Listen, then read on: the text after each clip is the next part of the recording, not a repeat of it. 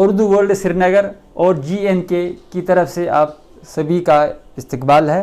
آج کی اس مختصر سی محفل میں ہم یہاں بیٹھے ہیں اور ہمارے ساتھ یہاں اس وقت اردو کے بزرگ افسانہ نگار اور پاپولر افسانہ نگار جناب نور شاہ صاحب ہے، غلام نبی کمار صاحب ہیں جو نوجوان ہیں اور بہت ہی متحرک اردو کے حوالے سے کام کر رہے ہیں، شبیر احمد مارٹجی صاحب ہے، ماہر القادر ہے، عرفان صاحب ہے اور ناچز محی الدین زور۔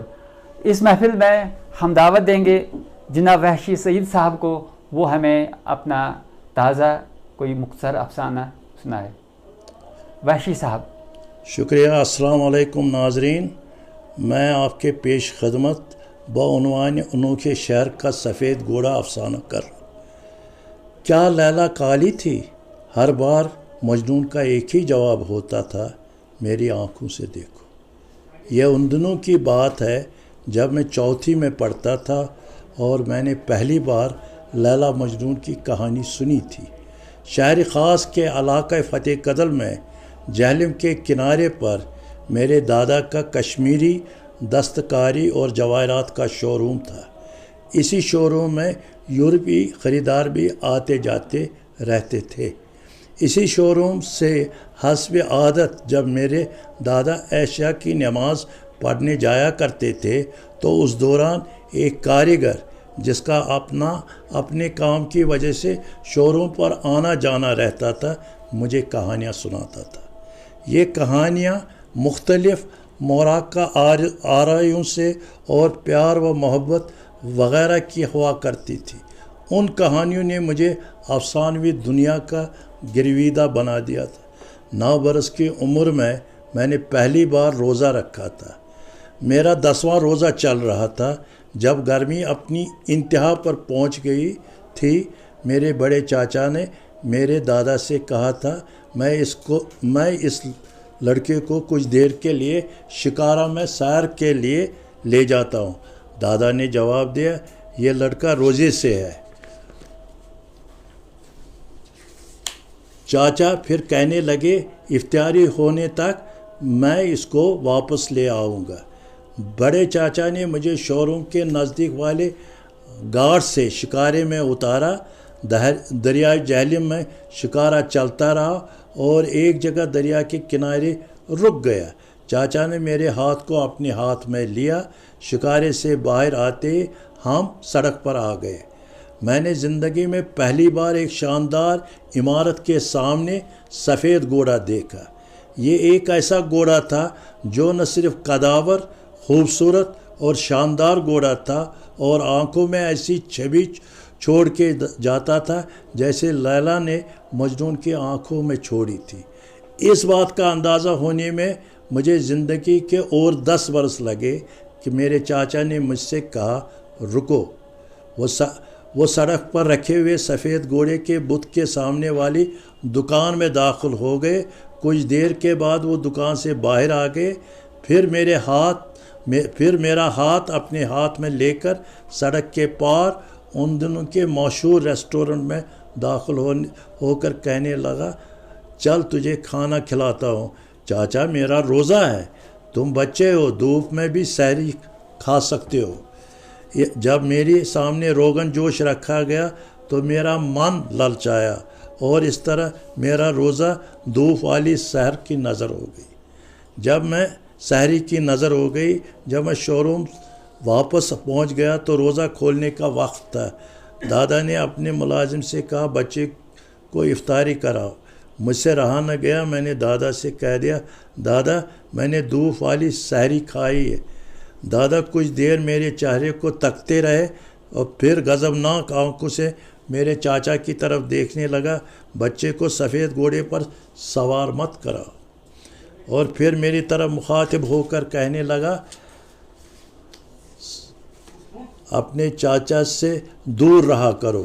70 سال کے بعد مجھے معلوم ہوا کہ میرے دادا نے مجھے زندگی کی پہلی حقیقت سے آشنا کرا دیا تھا۔ جب میں نے میٹرک پاس کیا تو میرے دوستوں نے سفید گھوڑے کے سامنے والے ریسٹورنٹ میں پاس ہونے کی خوشی میں پارٹی رکھی۔ میں اپنے دوستوں کے ساتھ ریسٹورنٹ میں داخل ہونے ہی والا تھا کہ میری نظر سامنے والی عمارت پر پڑی جس کے سامنے سے سفید گھوڑا غائب ہو گیا تھا۔ میری حیرت کی انتہا نہ رہی کیونکہ سامنے اچانک سڑک پر لوگوں کا جمع غفیر ابھر پڑا اور ایک سفید گھوڑے پر ایک دراز قد شخص سوار تھا جو ان لوگوں کی رہنمائی کر رہا تھا۔ میں حیرت زدہ سا کبھی سفید گھوڑے کو دیکھ رہا تھا اور تو کبھی اس قداور شخص کو۔ لوگوں کا یہ جمع غفیر اس قداور شخص کا تعریفی نعروں سے استقبال کر رہا تھا۔ سارے کے سارے لوگ اس سے مسرور ہو رہے تھے۔ اس رات میں سو نہ سکا۔ میری کانوں میں بار بار وہ سفید گھوڑا ہنکارتا ہوا کہہ رہا تھا، مجھے ڈھونڈو، مجھے ڈھونڈو، مجھے ڈھونڈو، میں کہاں ہوں؟ دوسرے دن الصبح میں اس سفید گھوڑے کو ڈھونڈتا ہوا اس عمارت کے سامنے کھڑا ہو گیا جہاں سفید گھوڑے کا ٹھکانہ تھا۔ کل جو سفید گھوڑا غائب تھا آج وہ گھوڑا مجھے اس عمارت کے سامنے ملا۔ سفید گھوڑا کب غائب ہوا تھا، کیسے غائب ہوا تھا اور کس نے اس کو غائب کیا تھا، یہ ایک معمہ بنا ہوا تھا۔ چوک میں اسٹیج لگا، دراز قد شخص اسٹیج پر پھر ایک بار نظر آنے لگا۔ اس سے اس بات کا اندازہ نہیں تھا کہ وہ اسٹیج پر آخری بار نمودار ہو رہا ہے۔ وہ تقریر کرتا رہا اور بولتا رہا۔ میں نے عجائب گھر سے 2 نمونے لائے، نادر و نایاب نمونے۔ یہ نمونے عجائب گھر سے باہر آنے کے لیے تیار نہیں تھے۔ میں نے ان کو منت سماجت کی اور میں ان سے کہنے لگا، میرے لوگوں کو آپ کی ضرورت ہے۔ لوگوں کا جمع غفیر اچھل کر کہتا تھا، آپ کا ہر قول ہمارے لیے فرمان ہے۔ لوگوں کا جمع غفیر جب امیرا قدل سے گزر رہا تھا اور نعروں کی گوج میں اچھل کود سے ان میں سے چند افراد جہلم میں گر گئے اور بہہ گئے۔ اس دن کے بعد امیرا قدل کے دونوں اطراف سے لوہے کی مضبوط جالی چڑھائی گئی تاکہ کوئی چاہتے ہوئے بھی جہلم کے پانی میں نہ بہہ سکے۔ دراز کا شخص جب سو گیا تو اس کا وہ اٹھنے کا نام تک نہ لیا۔ ہزاروں لوگ اس سوئے ہوئے شخص کے ارد گرد گھومتے رہے اور چلاتے رہے۔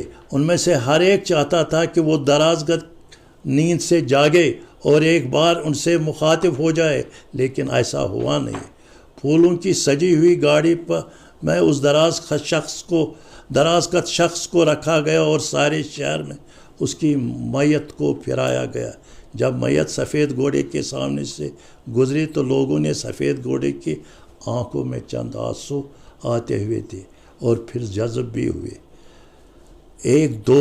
ایک وہ دور ختم ہوا جب فرد کی اہمیت قوم سے بڑی ہوا کرتی تھی۔ کہیں دہائیاں گزر گئی، میں ایک بار پھر اس راستے سے گزرا جہاں سفید گھوڑا ہوا کرتا تھا۔ آج وہاں ایک بہت بڑی عمارت کھڑی تھی، لیکن وہاں وہ سفید گھوڑا نہیں تھا۔ نہ جانے مجھے کیا ہو گیا کہ میں جنونی سا بن گیا۔ اب مجھے ہر جگہ صرف سفید گھوڑا ہی نظر آ رہا ہے۔ اس کیفیت نے مجھے بے بس سا کر دیا۔ میں اس حالات سے باہر آنا چاہتا تھا تاکہ میں اصلی سفید گھوڑے کو ڈھونڈ سکوں اور اسے واپس اس جگہ پر رکھوں جہاں سے وہ غائب ہو گیا تھا۔ میرا یقین ہر پل ہر لمحہ یہ بھروسہ دلا رہا تھا کہ مجھے وہ سفید گھوڑا ضرور مل جائے گا اور میں اس سفید گھوڑے سے کہوں گا، تم کہاں چھپ گئے؟ اس انوکھے شہر کو تمہاری بہت ضرورت ہے۔ مجھے اس بات کا گمان نہیں تھا بلکہ پورا یقین ہے، ایک دن اس انوکھے شہر میں وہ سفید گھوڑا ضرور واپس آئے گا اور اس بار اس سفید گھوڑے پر کوئی دراز قد شخص سوار نہیں ہوگا بلکہ اس شہر کا مسیحا آئے گا۔ Thank you sir. ابھی وحشی صاحب اپنا افسانہ انوکھے شہر کا سفید گھوڑا سنا رہے تھے۔ ہمارے ساتھ موجود ہیں اردو دنیا کے مشہور افسانہ نگار جن کا افسانوی سفر تقریباً 50 سے زائد برسوں پر محیط ہے، نور شاہ صاحب۔ ان کے نام اور ان کے کام سے ہر کوئی واقفی ہے۔ ہم یہ جاننا چاہیں گے کہ انہوں نے کیا محسوس کیا ہے اس افسانے کو سن کر، کیونکہ نور شاہ صاحب جو ہیں خود ایک تخلیق کار ہیں، اور ایک تخلیق کار کی قدر یا ایک تخلیق کی قدر تخلیق کار ہی جانتا ہے.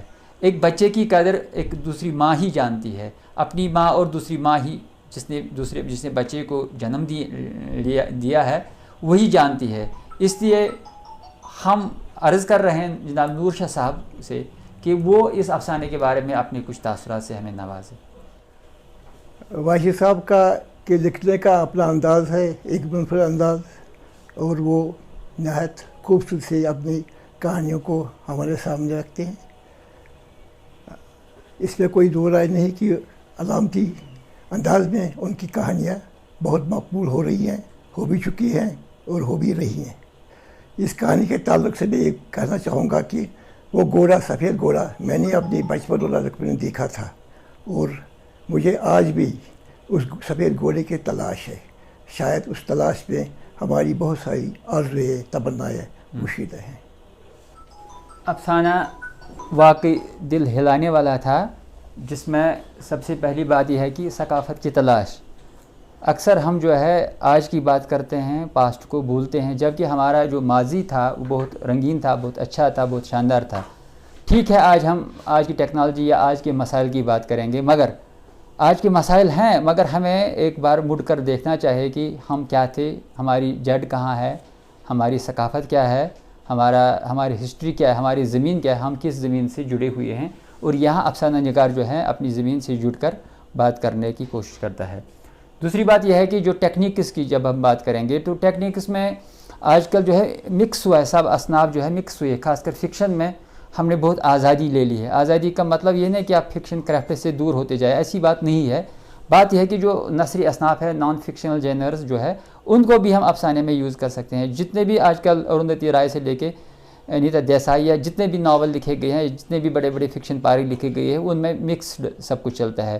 یہاں راوی جو ہے جن کی زندگی جو ہے ایک مختلف ادوار سے گزر گئی ہے، یہ اپنے تجربے جو ہے جنہوں نے جس المیہ کو یا جس شاندار ماضی کو دیکھا ہے، اس ماضی کو اپنی آنکھوں سے دیکھا ہے، اور آج جس چوراہے پر وہ کھڑے ہیں اور جس المیہ کو دیکھ رہے ہیں، اس چوراہے پر وہ جروکے سے دیکھ کے اپنی ماضی کو یاد کر رہے ہیں، اور راوی جو یہاں خود ظاہر بھی ہوتا ہے. اب بات یہ ہے کہ اس کے علاوہ انہوں نے جو بات کہی ہے، جو بہت سیریس بات ہے، وہ انہوں نے علامتوں میں، چاہے سفید گھوڑا ہو یا لیلا مجنوں کی وہ بات کرتے ہیں. ایکچولی یہ علامتیں ہیں، علامتوں کے پیچھے ہمیں کھوجنا ہے. ایک قاری کو، ایک آج کل کے ریڈر کو کھوجنا ہے یہ علامتیں کہاں سے ابھر آئی ہیں، اور ان علامتوں کے کیا معنی ہیں، اور ان کے معنی جو ہے تہدار کتنے لیئرز ان کے معنی میں، ان علامتوں کے پیچھے کیا کچھ چھپا ہے. اور ایک بات ہے کہ بات یہاں چینجنگ کشمیر کی گئی ہے. چینجنگ کشمیر میں کیا ہے کہ ہم نے کیا کھویا ہے، پایا تو کچھ نہیں ہے. البتہ ایک ہوپ ہے افسانہ نگار کو، ایک حساس انسان کو ایک ہوپ ہے، وہ نا امید نہیں ہے. البتہ اپنے آنکھوں سے جو دیکھا ہے کربناکی ہے ان کے آنکھوں کے سامنے، جس کی وجہ سے وہ لکھنے کے لیے، افسانہ لکھنے کے لیے یا تخلیق کریٹ انہوں نے کی ہے، یہ مجبور ہو گئے. مگر ایک چیز ہے کہ وہ فیوچر، پاسٹ کو مد نظر رکھ کر ایک اچھے کل، نئی صبح کی تلاش میں ہے. ہم امید کریں گے کہ ایسا لٹریچر پڑھنے سے یا ایسا لٹریچر لکھنے سے ہم بھی اپنی زندگی کو خوشحال دیکھیں، اپنے فیوچر کو دیکھیں گے. اس کے لیے ہمیں تلاش کرنے کی، یا کم سے کم ہماری جو تھنکنگ ہے وہ ہمیں پازیٹیو رکھنی چاہیے. یہی میسیج ہے لاسٹ میں اس افسانے میں.